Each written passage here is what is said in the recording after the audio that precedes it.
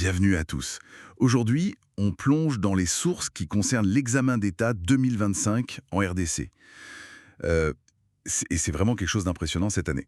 Ah oui, les chiffres sont assez incroyables, non? Exactement. Plus d'1 million de candidats. C'est plus que le bac en France, pour donner une idée. 1 million? C'est énorme. Et c'est la 58e session, c'est ça? C'est ça, la 58e. Donc un pilier depuis 1967. Ça marque vraiment des générations. Oui, tout à fait. Et tout ça, bon, il faut le dire, dans un contexte pas toujours évident. Il y a des défis sécuritaires, on le sait, dans le nord-est, vers Kwamous. Bah oui, c'est pas simple d'organiser un examen d'une telle ampleur dans ces conditions. Pourtant, ça se fait. L'organisation tient bon, grâce à une vraie résilience et puis au travail de l'inspection générale, visiblement. C'est essentiel. Ce qui nous intéresse particulièrement aujourd'hui, d'après les infos qu'on a, c'est la grosse transformation numérique. Lancée depuis 2024, pour améliorer la fiabilité, la transparence, la ministre en a pas mal parlé. Oui, c'est un axe majeur maintenant. Alors, regardons un peu les chiffres de plus près pour 2025.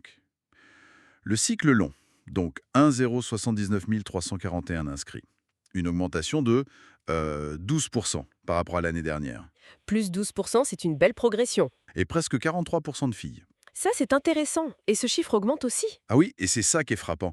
Plus 14% de participation pour les filles. C'est plus de 57 000 filles en plus par rapport à 2024. 14%, c'est un signal très très fort. Ça montre une vraie dynamique, un appétit d'éducation chez les jeunes Congolaises. Ce ne sont pas que des chiffres en fait. Derrière, il y a des parcours, des espoirs. C'est exactement ça. Et justement, pour que ces espoirs reposent sur un système plus juste, il y a cette révolution numérique dont on parlait. Oui, L'objectif, c'est vraiment de blinder la crédibilité de l'Exata. Alors, comment ils font? D'après les sources, 4 grosses innovations. La première, la numérisation des inscriptions. fini le papier donc. Voilà, une plateforme sécurisée. On parle de 4 millions d'élèves déjà identifiés grâce à ça. Et imaginez 12 millions de documents papier en moins. Ah oui, l'impact écologique aussi, mine de rien. Mais surtout, c'est la sécurité des données. Et puis, ça doit accélérer la sortie des diplômes, des attestations après. C'est ça l'idée. Deuxième point clé, la décentralisation de la correction. Ça, c'est un changement majeur. Parce qu'avant, tout remonter à Kinshasa, c'était un vrai casse-tête logistique, j'imagine. Exactement. Maintenant, 2 nouveaux centres de scannage modernes, Mbuji-Mayi et Lubumbashi. Les copies sont scannées là-bas Numérisé sur place. et envoyées électroniquement à Kinshasa pour la correction. Le gain de temps estimé est assez fou, entre 30 et 40%. 30 à 40%. Ça change tout pour les délais de publication des résultats, qui sont toujours un moment de stress intense. Clairement. Troisième innovation, les diplômes infalsifiables. Grâce à la blockchain, La blockchain. Ça peut paraître technique, mais l'idée est simple, non? en gros, oui, c'est une plateforme, e-diplôme. Sur le diplôme, il y a un QR code ou un lien. N'importe qui, une université, une ambassade, un employeur, peut scanner ou cliquer et vérifier instantanément l'authenticité du diplôme. C'est comme un registre public numérique ultra sécurisé que personne ne peut trafiquer. C'est un gage de confiance énorme. Et ça positionne la RDC comme assez pionnière en Afrique sur ce type d'usage public de la blockchain. Tout à fait. C'est un vrai saut qualitatif.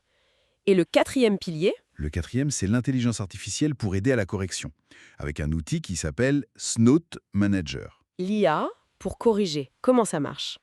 L'idée, c'est une correction automatique mais supervisée par l'inspection générale. L'IA compare les réponses des élèves aux réponses types attendues.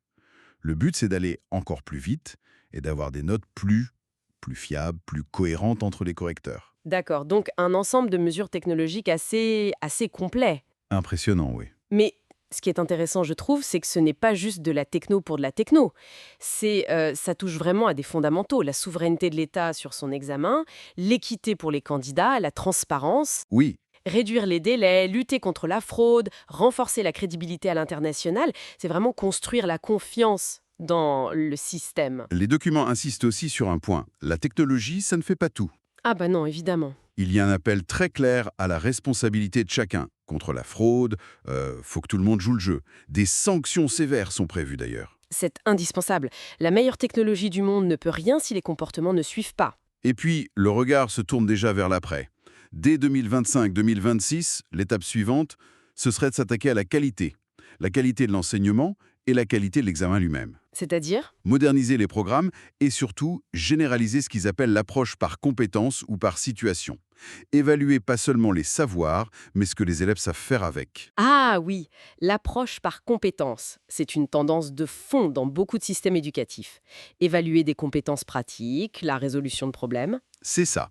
Et donc, l'Exeta lui-même devrait évoluer dans ce sens, pour mieux mesurer ses compétences. C'est logique comme démarche. On sécurise d'abord le processus final, l'examen, la correction, le diplôme, et ensuite on remonte à la source, ce qu'on enseigne et comment on évalue tout au long de l'année. C'est crucial pour le fameux capital humain. Exactement. Donc, pour résumer un peu, cette transformation numérique de l'Exeta, c'est un message fort. Un message de résilience, d'abord vu le contexte, et puis un engagement pour plus d'équité, plus de transparence. Ces innovations visent un système plus juste, plus crédible. Oui, c'est un chantier énorme qui va continuer avec la réforme pédagogique annoncée. En attendant, on ne peut que souhaiter bonne chance à ce million de candidats pour la session 2025. Tout à fait, bonne chance à eux. Et ça soulève une question pour la suite, peut-être. Toute cette digitalisation très rapide et la réforme pédagogique qui arrive, c'est prometteur, bien sûr. Mais est-ce que ça ne risque pas de créer de nouvelles formes de fractures? Une fracture numérique, vous voulez dire? Ou autre chose? Oui, numérique entre ceux qui ont accès ou pas, ou qui maîtrisent l'outil ou pas, mais aussi peut-être pédagogique ou géographique entre les régions. Comment on anticipe ça? Comment on s'assure que cette modernisation profite vraiment à tout le monde, de manière équitable, dans un pays aussi vaste et divers? C'est sans doute le prochain grand défi. C'est une excellente question pour terminer. Merci pour cet éclairage. Merci à vous.